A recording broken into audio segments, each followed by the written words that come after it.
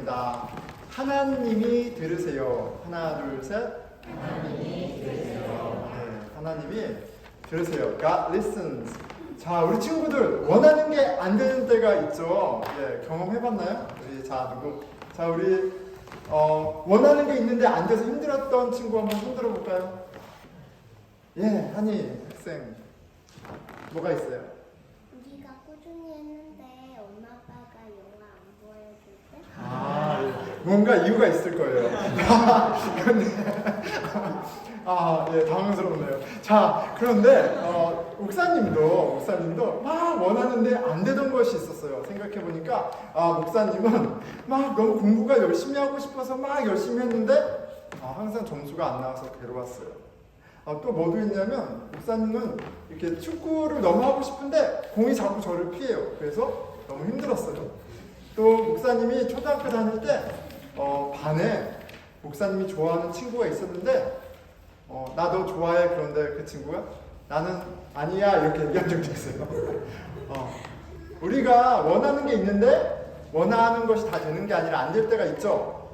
그러면 마음이 어떻게 해요? 힘들어요. 자, 그런데 하나님이 우리가 힘들어서 기도할 때 다 듣고 계시다는 사실을 오늘 이야기가 가르쳐줘요. 자, 오늘 한나라는 여인이 막 슬퍼서 울고 있는데 그 어려움이 오히려 한나에게 축복이 되는 그런 사건이에요. 자, 오늘 이야기를 보니까 이렇게 시작이 돼요. 엘가나라는 사람이 분인나와 한나라는 부인이 둘 있었어요.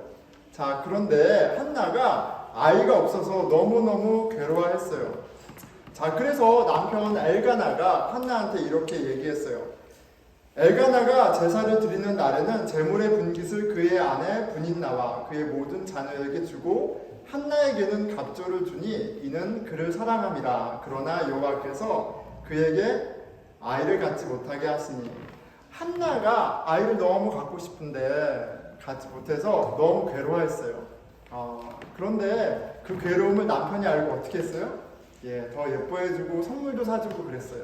그런데 한나가 그 괴로움이 해결되지 않았어요. 왜요? 한나는 아이를 갖고 싶은데 아이를 갖지 못하니까 그게 남편이 아무리 잘해줘도 해결되지 않는 거예요. 그런데 더 큰 어려움이 있었어요. 뭐냐면 분인나라는 여인이 한나를 굉장히 괴롭혔어요. 너는 아이도 못 갖지? 나는 아이가 이렇게 많아? 이렇게 약 올렸어요. 내가 원하는 게 있는데 그것을 못해서 너무너무 힘든데 옆에 친구가 괴롭히면 놀리면 좋아요, 안 좋아요? 막 화나고 짜증나고 힘들 수 있죠. 내가 너무너무 갖고 싶은데 너무너무 하고 싶은데 안 되는 일이 있어요. 그래서 마음이 너무 힘든 때가 있어요. 그런데 하나님이 그런 어려움을 오늘 보니까 허락하세요. 왜요? 우리를 만나시려고 그 일들을 허락하세요. 우리가 고통 가운데 기도할 때 하나님은 우리를 만나주시고 그리고 하나님이 우리의 기도를 들으신다는 것을 알게 하세요. 왜 이렇게 오늘 어려운 거예요? 그렇죠? 자, 우리 친구들 기억하세요. 하나님이 들으세요. 따라해볼까요? 하나, 둘, 셋. 하나님이 들으세요. 네, 여러분 힘들고 어려울 때 꼭 기도하고요. 그것을 듣고 계신 하나님을 만나기 바래요. 아멘. 자, 우리 같이 친구들 위해서 기도하고 오늘부터 주기도문송으로 같이 어린이 말씀을 마무리하려고 합니다. 우리 같이 친구들 위해서 기도하겠습니다. 예, 하나님, 우리 친구들도 원하는 것이 있고 하지만 어려움도 있습니다. 주님, 우리의 어려움을 잘 아시는 하나님, 우리 친구들이 어려움 가운데, 답답함 가운데, 그 힘든 가운데 하나님을 찾을 때 우리 친구들의 어려움을 잘 아시는 그리고 가장 좋은 자신을 주시는 하나님을 만나게 해주세요. 우리 같이 기도하겠습니다. 네, 하나님 아버지, 우리 가운데 어려움이 반드시 있습니다. 하나님 허락하시기도 합니다. 그 어려움 가운데 가장 좋은 하나님을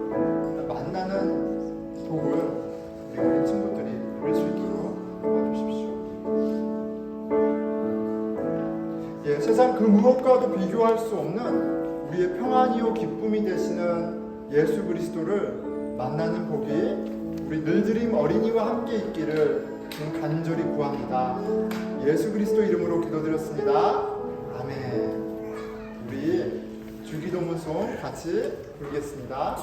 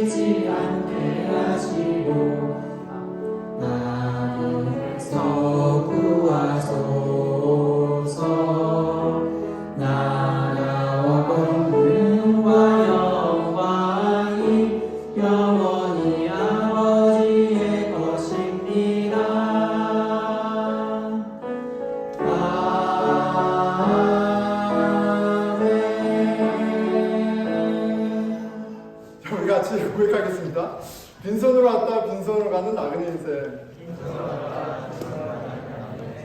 왕같은 제사장 선지자 인생. 아낌없이 주고 아낌없이 사랑하고 주 예수와 함께 살자. 네, 같이 고백해봤습니다.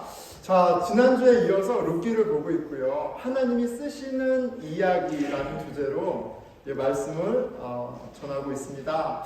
지난주에는 우리가 하나님이 쓰시는 이야기, 선택, 초이스가 키워드였고요. 오늘은 우연, 코인시던스, 우연이 키워드입니다. 하나님이 당신의 구원의 이야기를 써내려 가시는데 우리들의 선택을 사용하세요. 그리고 우연을 통해서 일하십니다. 자, 한번 질문해 보려고 해요. 뭐냐면 여러분 오늘 이 자리에 있기까지 여러분들이 선택하셨죠? 자, 그런데 또 여러분들이 보스턴에 오기까지 많은 어떤 일들이 벌어졌을 거예요. 어떤 상황이 조성이 되고 여러분들로 하여금 이런 선택을 하게 하는 어떤 우연들, 일들이 분명히 있었을 겁니다. 자, 그런데 그렇다면 오늘 이 자리까지 있는데 과연 그 coincidence하고 choice, 그게 몇 프로가 될까? 나의 선택과 이 우연들을 한번 따져보면 어떤 게 더 많은 비중을 차지할까 한번 생각해보면 좋겠어요. 자, 내가 오늘 이 자리에까지 있는데 우연히 더 많은 일을 했다. 한번 손 들어볼까요? 하나, 둘, 셋. 다 부끄러움이 많으시네요. 자, 손 드신 분 있고. 자, 그럼 나의 선택이었다. 한번 손 들어볼까요? 그러면 안 드신 분은 반반? 반반으로. 한번 생각해보면 좋겠습니다. 자, 그런데 자, 한번 볼게요. 자, 2019년 한 3년 전이네요.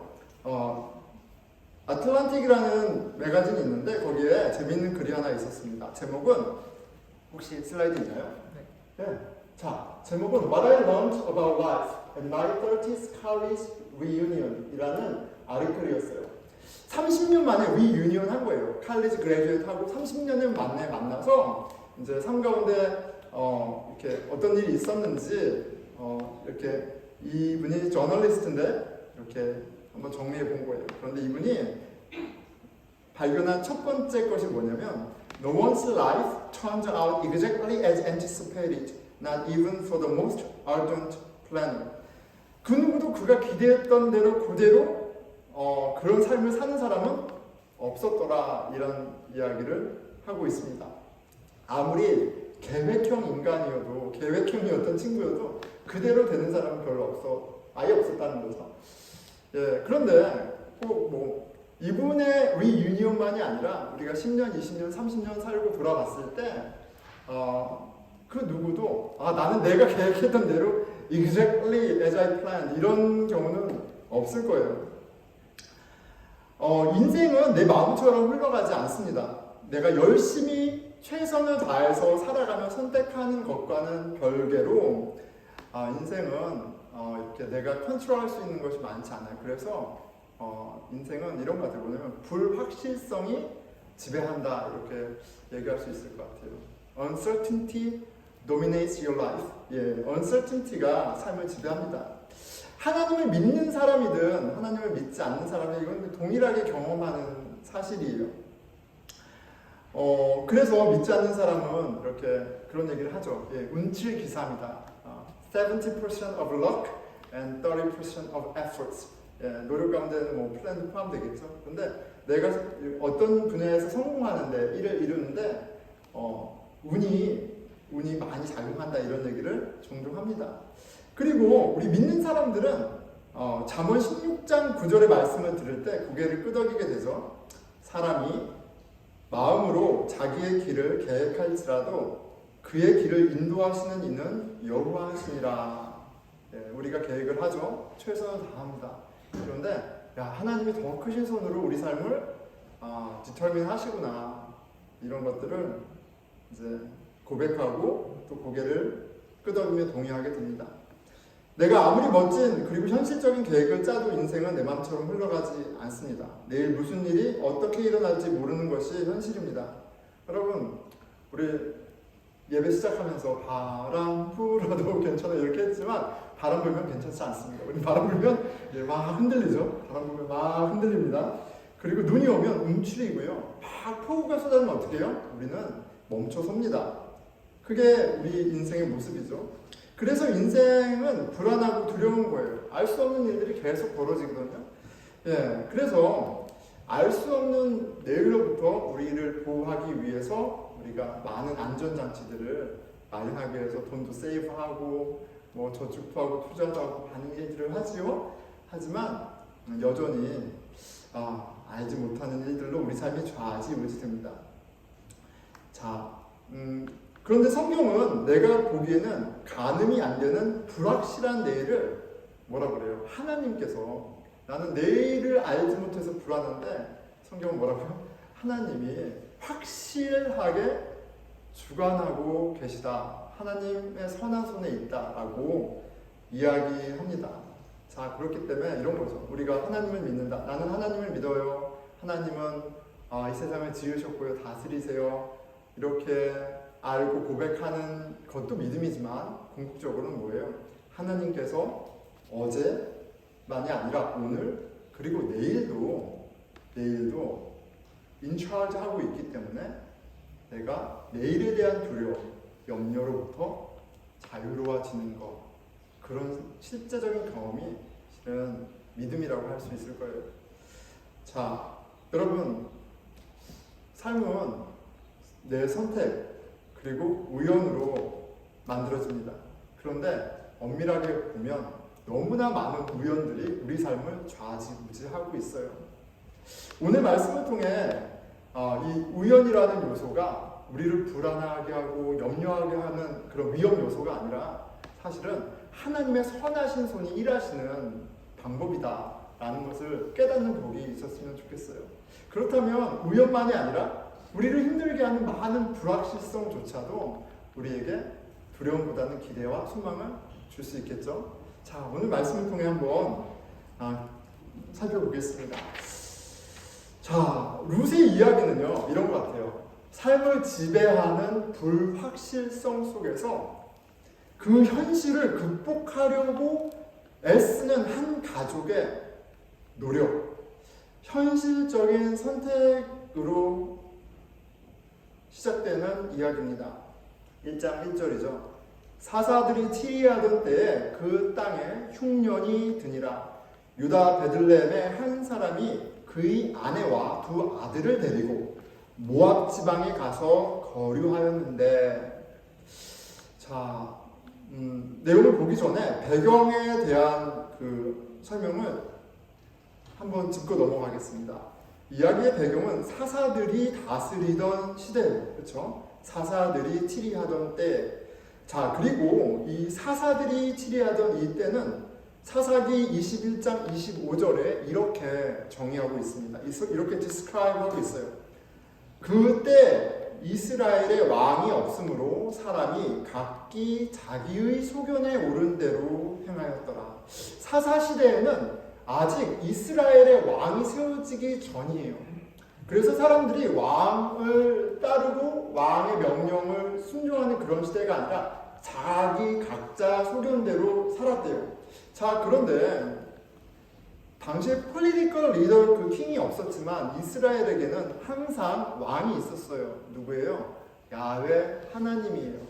그러니까 이 사사 시대를 정의한 이 구절은 무엇을 얘기하는 거냐면, 폴리티컬한 리더십이 없었어 이 이야기가 아니라 그들이 하나님의 백성임에도 불구하고 하나님의 왕이신 하나님을 인정하고 하나님의 뜻을, 그 왕이신 하나님의 뜻에 순종하며 산 것이 아니라 하나님의 뜻과 상관없이 불순종하며 마치 자기가 왕인 것처럼 살던 아주 악한 시대야, 이렇게 얘기하고 있는 거예요. 자, 그렇게 어두운 시대, 그 반역의 시대, 그 가운데 있었던 한 이야기가 바로 룻기인 거죠. 자, 유다 베들레헴에 흉년이 찾아왔습니다. 여러분, 지금 유대인들은, 이스라엘 백성들은 가나안 땅에서 이제 농사를 지고 살고 있어요. 근데 흉년이 찾아왔단 말이에요.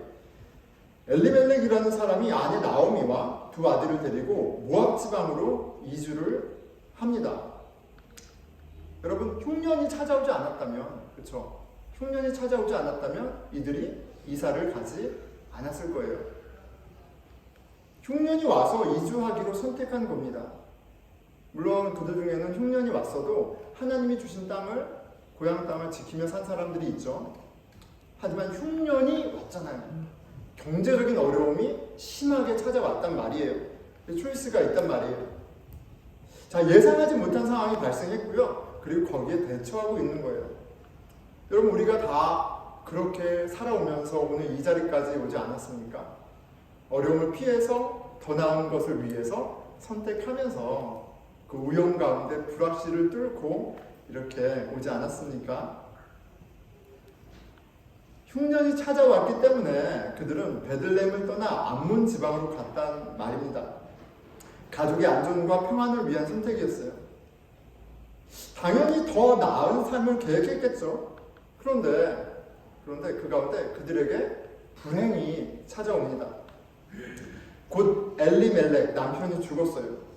여러분, 그런데 이 죽음은, 남편의 죽음은 그들의 계획 가운데 없었던 요소예요.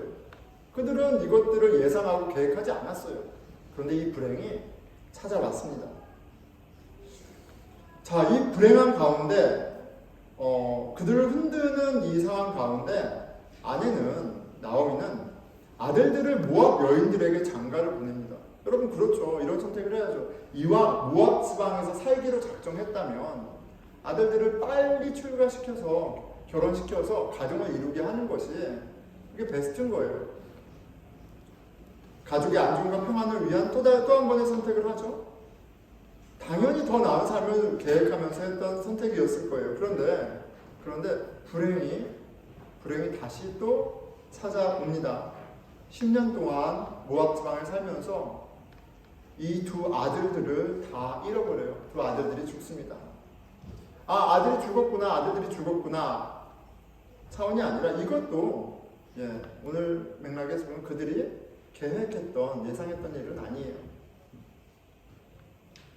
자, 그러던 중 나오미는 고향을 돌아가기로 하죠. 6절, 그 여인이 모압 지방에서 여호와께서 자기 백성을 돌보시사 그들에게 양식을 주셨다 함을 듣고, 예상하지 못했던 일이 지금 고향에 또 벌어졌습니다. 뭐예요? 이제 고향이 먹고 살기 좋아졌다라는 사실을 들었어요. 그래서 그 사실을 듣고 나오미가 집을 나섭니다. 이제 고향으로 돌아갑니다. 어떤 신앙적인 하나님의 뜻을 묻거나 하나님을 기쁘게 하시는 뜻을 묻는 그런 과정 가운데 결정들이 아니라 이 불확실성 가운데 흔들흔들하면서 최선을 선택하고 있어요. 불확실성이 나오미의 운명을 좌지우지합니다. 그리고 그 파도 속에 나오미는 좀 더 안정적인 삶을 살고자 끊임없이 노력하며 선택을 하고 있어요. 나오미의 모습 속에 여러분, 우리의 모습을, 저의 모습을 보게 됩니다. 우리가 다 이렇게 살아가지 않습니까?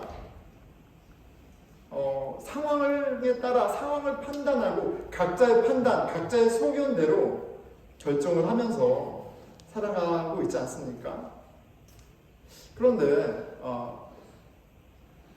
성경이 하나님의 말씀이 사사시대를 악한 시대로 반역의 시대로 규정하는 것처럼 우리가 우리의 삶 가운데 애써 선택하는 많은 것들이 그것이 우리의 소견에 따른 것이라면 하나님의 뜻이 배제된 것이라면 그게 아무리 열심히 살고 사람들 칭찬을 받는다 할지라도 하나님 앞에 악한 삶일 뿐이에요. 그렇게 고발하고 있습니다. 자, 나오미의 선택, 그리고 나오미의 삶 가운데 불어닥치는 그 많은 불확실한 일들 가운데의 선택, 어쩔 수 없는 인간의 모습을 보게 되죠. 그래서 모압 여인 며느리 룻의 선택이 이게 너무너무 놀랍고요. 좀 이해가 되지 않는 거예요. 자, 룻이 시어머니를 따라 베들레헴으로 가기로 합니다. 그렇죠? 자, 그런데 여러분, 그 룻이 모압 여인 며느리 룻이 베들레헴, 이스라엘 사람들의 땅 베들레헴으로 간다는 것은 그녀의 삶을 완전히 다 포기한다는 이야기예요. 그녀의 커리어는, 그녀의 어떤 정체성은 이제 다 끝난 겁니다. 일단 모압 사람이 이스라엘 백성들의 땅 베들레헴에서 사람 대접을 받을 수 없어요. 사람 대접을 못 받습니다. 거기다가 당시 여자는 마이너리티죠. 여자입니다. 또 거기다가 과부예요. 거기다가 하나님의 집을 버리고 떠난 집안에, 그래서 심판받은 집안의 며느리예요. 앞날이 전혀 보이지 않는 배팅을 하고 있어요. 어떤 험한 꼴을 볼지 알 수 없습니다. 누구도 룻을, 나오미를 보호해 줄 것을 기대하기 되게 어려운 상황이에요. 그래서 나오미가 베들레헴 오는 길에 며느리들을 돌려보내잖아요. 너희들 부모에게로 돌아가라. 너희들에게는 베들레헴에 소망이 없다. 그렇죠? 그런데 룻은 한 며느리는 돌아가고요. 그런데 룻은 오히려 나오미를 더욱 붙잡습니다. 굉장히 비정상적인, 비상식적인 선택을 해요. 16절, 17절이죠. 룻이 이르되 내게 어머니를 떠나며 어머니를 따르지 말고 돌아가라 강권하지 마옵소서. 어머니께서 가시는 곳에 나도 가고 어머니께서 머무시는 곳에서 나도 머물겠나이다. 어머니의 백성이 나의 백성이 되고 어머니의 하나님이 나의 하나님이 되시리니 어머니께서 죽으시는 곳에서 나도 죽어 거기 묻힐 것이다. 만일 내가 죽는 일 외에 어머니를 떠나면 여호와께서 내게 벌을 내리시고 더 내리시기를 원하나이다. 여러분, 가뜩이나 인생이요, 불확실성에 이렇게 지배되고 좌지우지 되는 것이 인생이고 참 그래서 어려운데 룻은 자기를 지탱해주는 안전핀들을 다 버리는 거예요. 고향을 떠난다, 가족을 떠난다, 나를 무시하는 문화권으로 들어간다, 그런 사람들에게 들어간다. 이거는 나를 지탱해주는 안전핀들을 다 포기하고 들어가는 겁니다. 돈도 명예도 없는 시어머니를 위해서 살기로 작정한다? 여러분, 왜 그랬을까요? 왜 룻이 이런 말도 안 되는 결정을 이렇게 한 것일까요? 우리 생각하게 되지 않습니까? 자, 룻이 왜 그랬을까요? 자, 한번 어느 분이 대답해 보시겠어요? 우리 윤도 형제 한번 대답해 볼까요? 왜 룻이 이런 말도 안 되는 결정을 했을까요? 그 자리가 질문받는 자리. 죄송합니다. 쉽지 않습니다. 근데 되게 난해해요. 혹시 하나님의 음성을 들었나? 하나님 계시를 보았나? 아니면 이 시어머니가 너무너무 좋은 시어머니여서 나오미가 꼭 같이 가고 싶을 정도로 감동, 감화, 뭐 그런 사랑을 많이 받았나? 여러분, 아무도 몰라요. 성경이 설명해주고 있지 않습니다. 성경이 룻이 어떻게 하나님을 만났고 룻에게 하나님이 어떤 분인지에 대해서 실은 언급하고 있지 않아요. 나오미와 룻의 관계가 어떠했는지에 대해서 성경 언급하고 있지 않아요. 굉장히 어려운 부분이에요. 아니 어떻게 이런 선택을 했을까? 그런데 분명한 팩트는 한 가지 있습니다. 뭐냐면 당신은 마치 우리 옛날 조선시대 같아요. 뭐냐면 여인이 결혼을 하면요. 그럼 이제 어떻게 되는 거예요? 우리 부모, 엄마 아빠의 딸이 아니라 이제 내 남편의 엄마 아빠의 딸이 거기 집안의 식구가 되는 거예요. 그래서 뭐 드라마 보면 너 죽어도 뭐 어느 집 가서 귀신돼 뭐 이런 얘기 있잖아요. 그래서 소속이 완전히 바뀝니다. 이제 남편 집안의 며느리인 거예요. 그거는 팩트죠. 남편이 식구가 되고요. 남편 어머니가 어머니인 거예요. 그리고 며느리는 시어머니를 모셔야 할 듀티, 의무가 있습니다. 그건 문화적인 팩트예요. 여러분 그런데 내가 지금 생판 나하고 피도 안 섞이고 나 지금 같이 살지도 않는 내 배우자의 부모를 섬긴다? 그것이 나의 의무다? 책임이다? 내가 반드시 그렇게 해야 한다? 숨이 막혀지 않습니까? 숨이 막히지 않나요? 저는 숨이 막히진 않나요? 어쨌든 쉬운 건 아니에요. 그것이 며느리의 역할이고 그 역할에 충실한 것이 바로 며느리의 righteousness예요. 의로움이에요.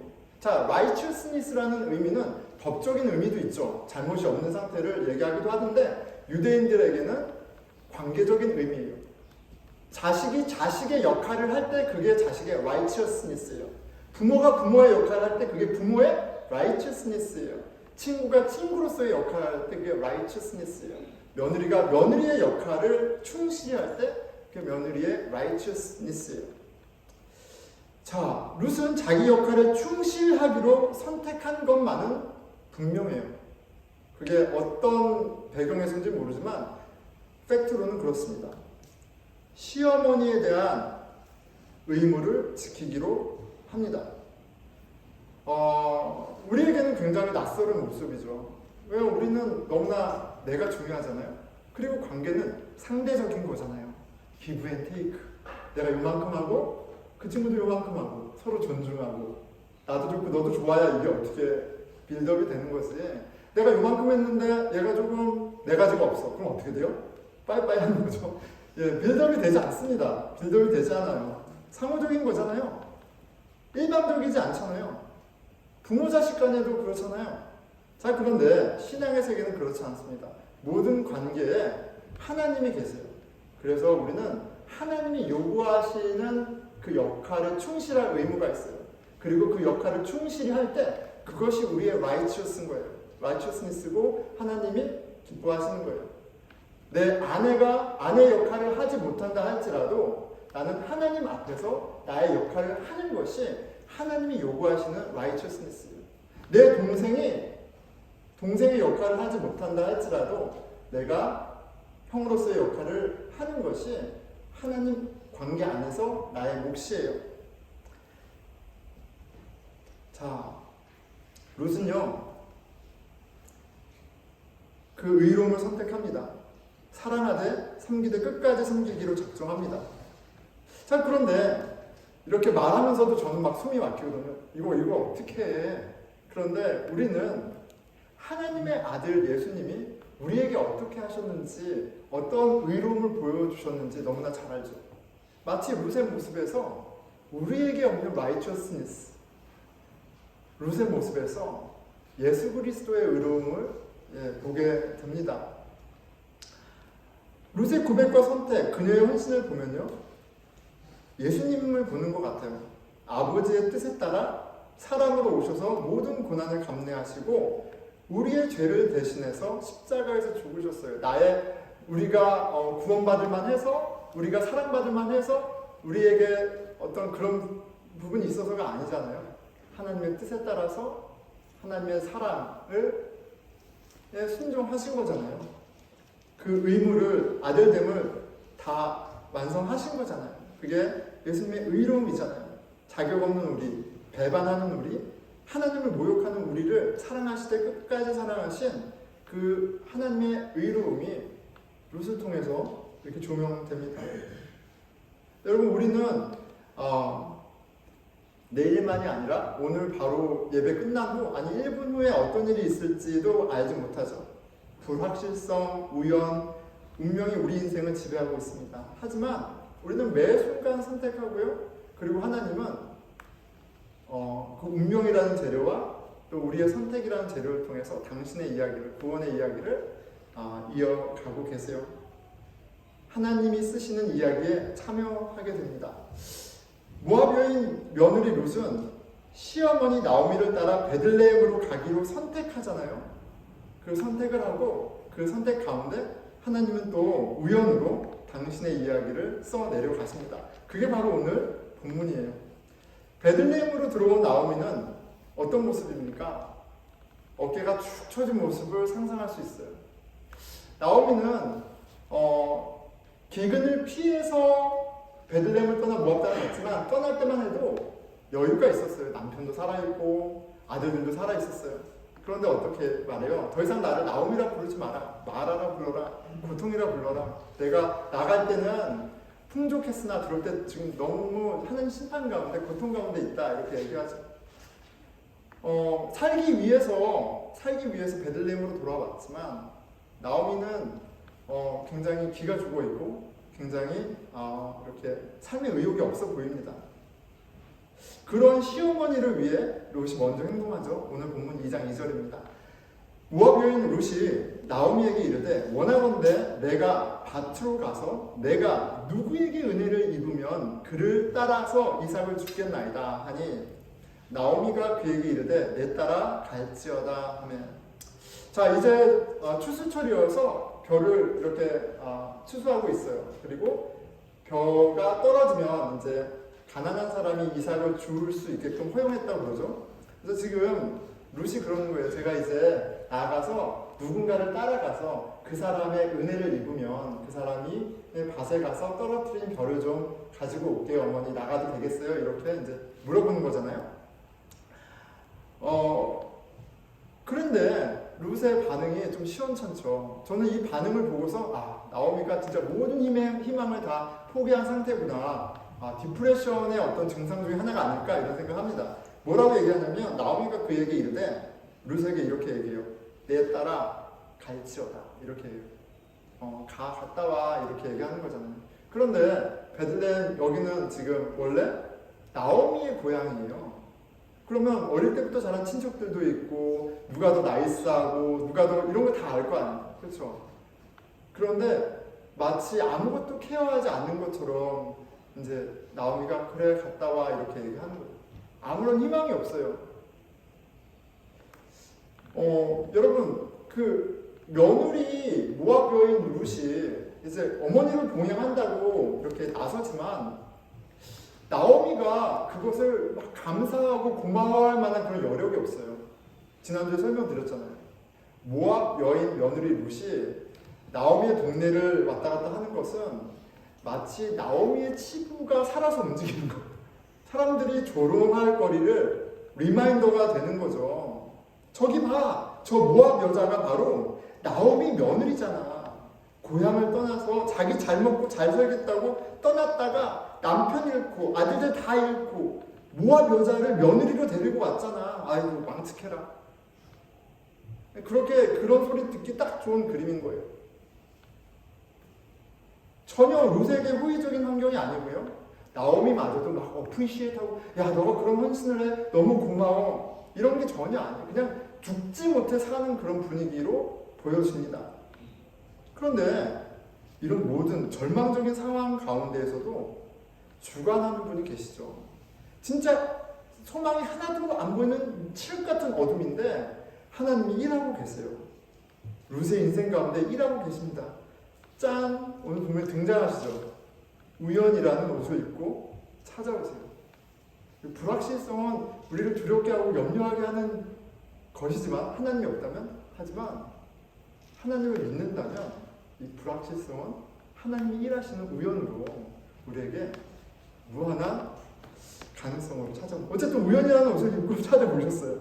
3절 룻이 가서 베는 자를 따라 밭에서 이삭을 줍는데 우연히 엘리멜렉의 친족 보아스에게 속한 밭에 이르렀더라. 룻에게는 지금 보아스를 알지도 못했고 보아스를 만날 계획도 없었고 상상도 못하고 있었어요. 그냥 하루 한 끼 나오미를 봉양하는 거에 급급해요. 그런데 우연히 엘리멜렉의 친족 보아스에 속한 밭에 이르렀어요. 하나님이 계획이 있었던 거죠. 4절 마침 보아스가 베들레헴에서부터 와서 5절 보아스가 베는 자들을 거느린 사환에게 이르되 이는 누구의 소녀냐 하니 사환이 대답하여 이르되 이는 나오미와 함께 모압 지방에서 돌아온 모압 소녀인데 모압이면 모압 이게 그냥 출신 배경을 얘기하는 게 아니라 이 모압이라는 거가 좋은 글씨인 거예요. 실은 룻에게 좋은 글씨인 거예요. 자격 없는 사람, 저주받은 사람, welcome 받지 않는 사람 그런 좋은 글씨예요. 그래서 모압 여인 며느리 룻 모압 그렇죠? 자 그렇게 보아스와 룻이 우연히 만나게 됩니다. 자 그리고 여차 저차 해서 결혼을 하게 돼요. 둘이 맺어지게 됩니다. 4장 13절이죠. 이에 보아스가 룻을 맞이하여 아내로 삼고 그에게 들어갔더니 여호와께서 그에게 임신하게 하심으로 그가 아들을 낳은지라. 자 그리고 이 아이가 바로 다윗 왕이죠. 다윗 왕의 할아버지 오벳이에요.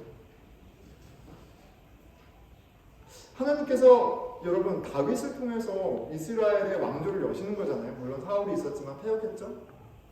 왕을 세우시고 이스라엘을 강대하게 하시고 이스라엘 민족을 축복하세요.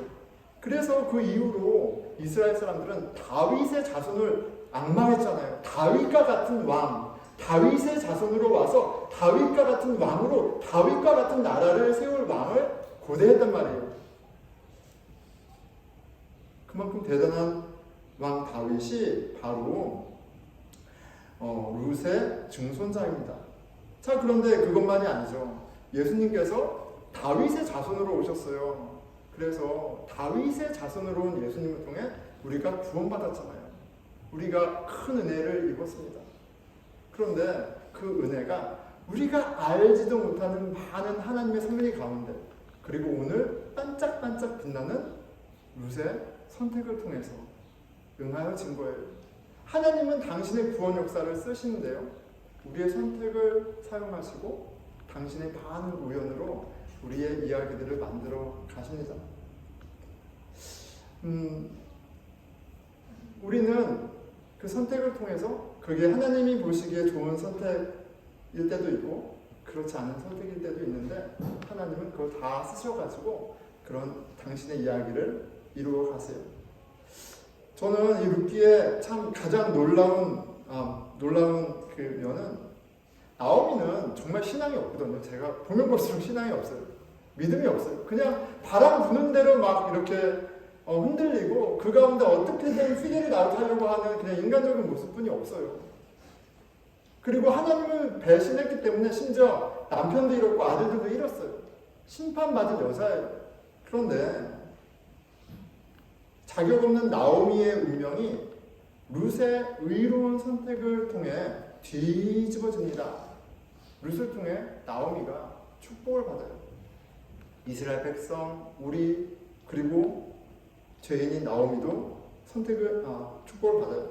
그 마지막 절에 여인들이 나오미를 이렇게 칭송하죠. 여인들이 나오미에게 이르되 찬송할지로다 여호와께서 오늘 내게 기업 물을 자가 없게 하지 아니하셨도다. 이 아이의 이름이 이스라엘 중에 유명하게 되기를 원하노라. 이는 내 생명의 회복자이며 내 노년의 봉양자라. 곧 너를 사랑하며 7 아들보다 귀한 내 며느리가 낳은 자로다 하니라. 네, 너무나 귀한 너의 이제 끊어졌던 가문을 이을 이 아이를 하나님이 허락하셨는데 이 아이는 어떤 아이예요? 너의 7 아들보다 귀한 며느리가 낳은 아들이다 이렇게 사람들이 찬양했다고 그래요. 하나님이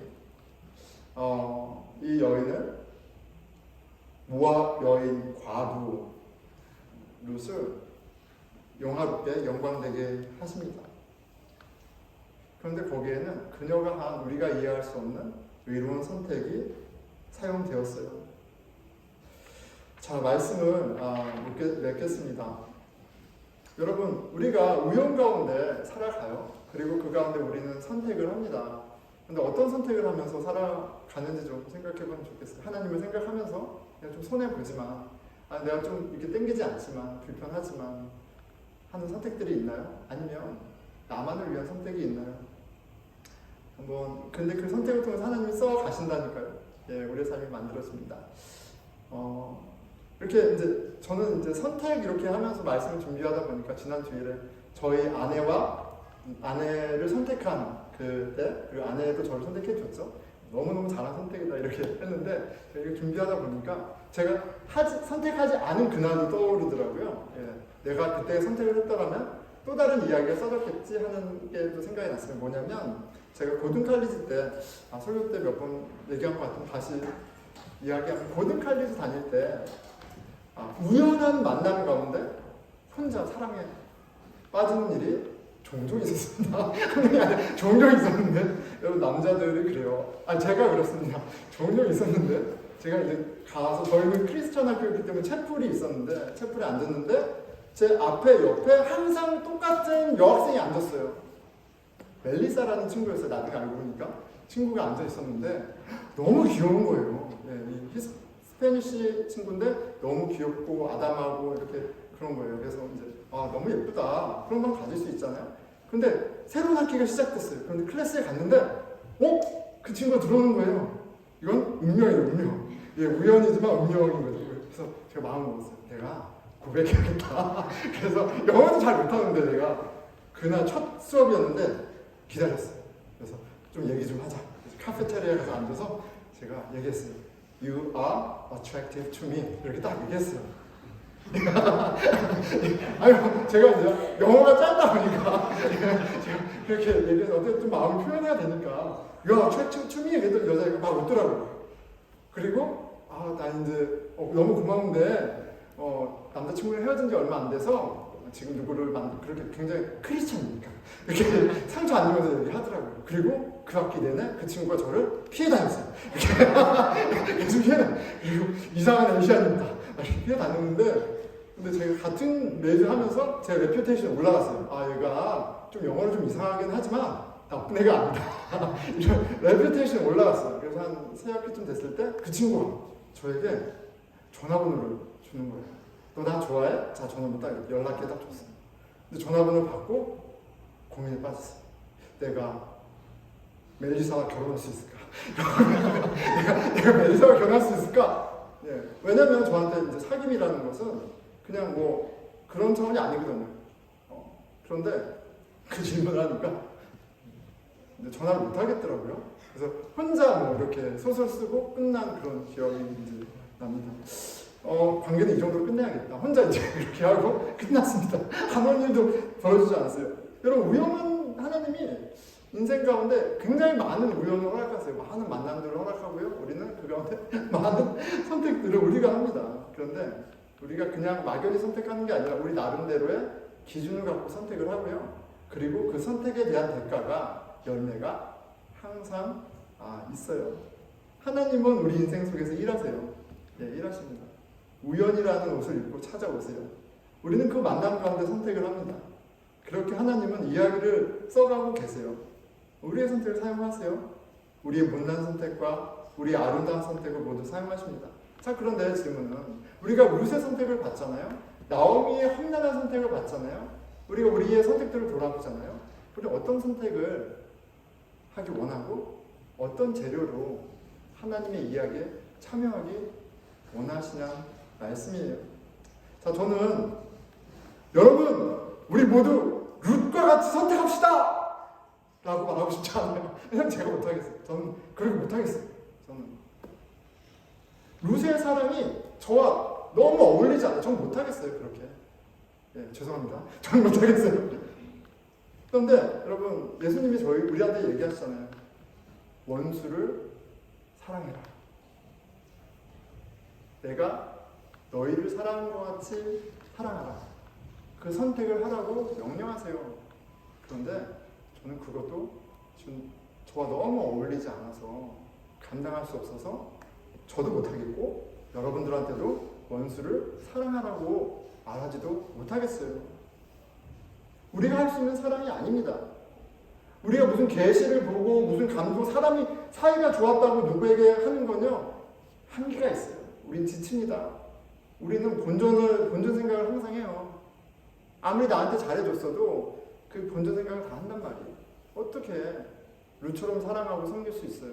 어떻게 예수님처럼 사랑하고 섬길 수 있겠어요? 그런데 오히려 룻의 이야기를 통해서 예수님을 보면서 우리가 어떤 은혜를 받았는지 좀 봤으면 좋겠어요. 나오미가 어떤 은혜를 받았고 나오미와 같은 저와 여러분이 어떤 신실한 사랑을, 섬김을 받았는지 좀 주목해 봤으면 좋겠어요. 룻을 보면 룻이 나오미를 선택한 것처럼 우리를 선택하신 예수님, 룻이 나오미를 섬긴 것처럼 우리를 섬기신 예수님을 바라봅니다. 그리고 그 하나님의 사랑이 우리 안에 일하시고 계심을 더 알고 누리기를 기대합니다. 그리고 우리 바로 지난달에 요한복음 말씀하셨잖아요. 너희가 내 안에 있으면 많은 열매를 맺게 될 거야. 너희는 그 사랑을 할 수 없지. 너희는 의롭지 않아. 그런데 너희가 내 안에 넣으면 나의 사랑이 너희로 하나님 자녀답게 사랑의 사랑으로, 의로운 사랑으로, 의리 있는 인생으로, 고귀한 인생으로 열매 맺게 할 거야 하신 약속을 기억했으면 좋겠습니다. 우리가 서로 나오미 같은 사람으로 만났지만, 우리가 서로 나오미 같은 사람으로 만난 거예요. 하지만 예수 그리스도 안에 룻과 같은 관계, 친구가 되기를, 그런 거룩한 공동체를 경험하기를 기대합니다. 기도하겠습니다.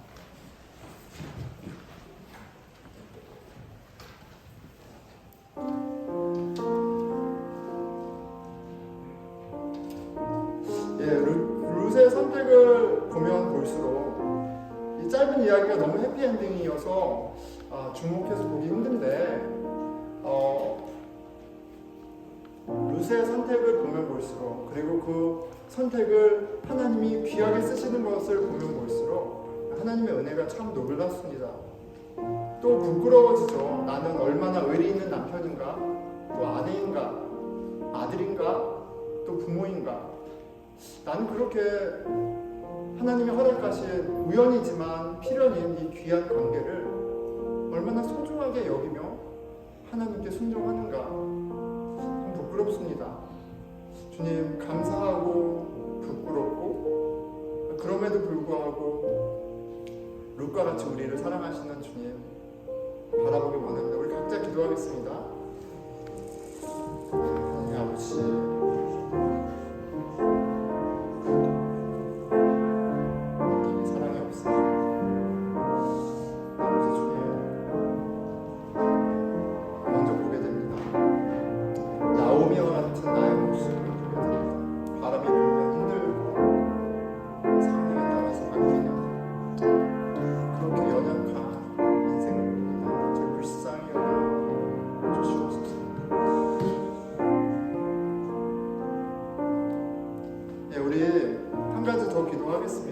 아이들 너무 심오한 말씀이었는데 하나님이 우리에게 고통을 허락하세요. 우리에게 해결할 수 없는 문제를 참 하나님이 허락하세요. 그런데 우리가 그 문제를 갖고 씨름하며 하나님께 기도할 때 하나님이 원하시던 바 살아계신 하나님을 만나게 하세요. 주님, 나의 사랑 없음을 갖고 나의 신실하지 못한 모습을 갖고 그대로 주님께 나아갑니다. 나도 어떻게 할 수 없는 나의 연약함을 갖고 주님께 그대로 나아갑니다. 주님, 그런 나를 여전히 사랑하시고 붙들고 계시고 일하시는 그 하나님을 보게 해주십시오. 살아계신 하나님을 보게 해주십시오. 우리 같이 기도하겠습니다. 네, 하나님, 여전히 연약하고 아버지 여전히 이기적이고 아버지 주님 저의 모습을 어쩔 줄 몰라 하는데 아버지 그런 저를 품어주시는 주의 말씀을 감사합니다. 내 고통 가운데 내 신음을 들으시고 아버지 주님 나와 함께 하시는 그 고통 가운데 함께 하시는 주님으로 말미암아 찬양합니다. 주의 아버지, 예, 우리 공동체를 위해서 같이 기도하겠습니다. 여러분, 우리가 서로에게 루처럼 되라고 이렇게 윽박질러서는 안 되겠어요. 그렇죠? 하나님이 나오미와 같은 우리를 서로에게 루처럼 되게 하실 것을 기대하는 공동체 되게 해주십시오. 서로의 책임을 묻고 상황을 탓하는 관계가 아니라 하나님 앞에서 하나님에게 받은 은혜로 하나님 앞에 주어진 역할에 충실한 인생으로 주님 경험하는 그런 공동체 되게 해주십시오. 우리 같이 기도하겠습니다. 예, 하나님, 예수 그리스도를 주로 고백하는 사람들, 당신의 몸된 교회, 아버지의 집이요 성령의 전인인 이 공동체가 하나님을 경험하게 해주십시오. 주로 말미암아 아버지 주님 서로에게 신실하게 해주시고 주로 말미암아 서로를 용납하고 사랑하는 일이 아버지 열매맺게 하여 주십시오.